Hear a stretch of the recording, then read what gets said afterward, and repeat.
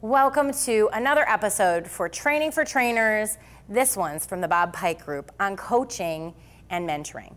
So if you need a couple of quick tips on how to coach and how to mentor, I mean, you can Google it and get 7,000 ideas, but what really works? Here's two things that I know work for us at the Bob Pike Group that you could take away and use immediately. Number one, be quiet. Oftentimes we hear a problem and we just want to jump to a conclusion, jump to a strategy, give ideas. Instead, take a step back and just think about what that person is telling you. When you have a mentee, we're not always giving them the solution, could be part of the solution.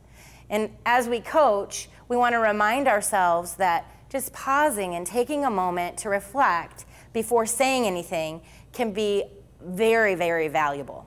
So that's tip number one. Tip number two is take time to really think about the possibilities, to brainstorm.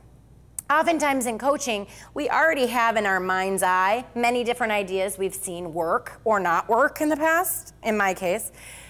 Well, the reality is that sometimes those ideas were good for that solution, and we need to think of something brand new. So ask yourself, how can I have a brainstorming session where I might think of different ideas? What I do to help me with this is I ask someone to sit with me and to just put props on the table and to say, how could this be part of the solution? So let's say we're dealing with a difficult participant, or in this case, a difficult employee. Instead of just coming up with the same old 10 solutions, read a book, take time off, whatever they might be. Instead, what if we had all these words, cards, props on a table and thought through what else could be the solution? A few months ago when we did this, one of the solutions that came out of that time was pairing or teaming with someone who's a little more advanced.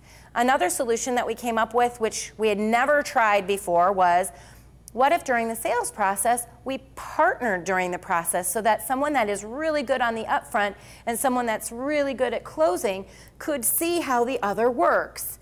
We've never done that. In 35 years at the Bob Pike Group, we've never taken the time to just really look at how we could pair or collaborate, which has been a breakthrough and a great opportunity for us. So step back, ask yourself how you could brainstorm something outside of the box instead of always going to your go-to. We're not suggesting that your go-to isn't a great idea, but everyone is unique, and so they may need a special solution.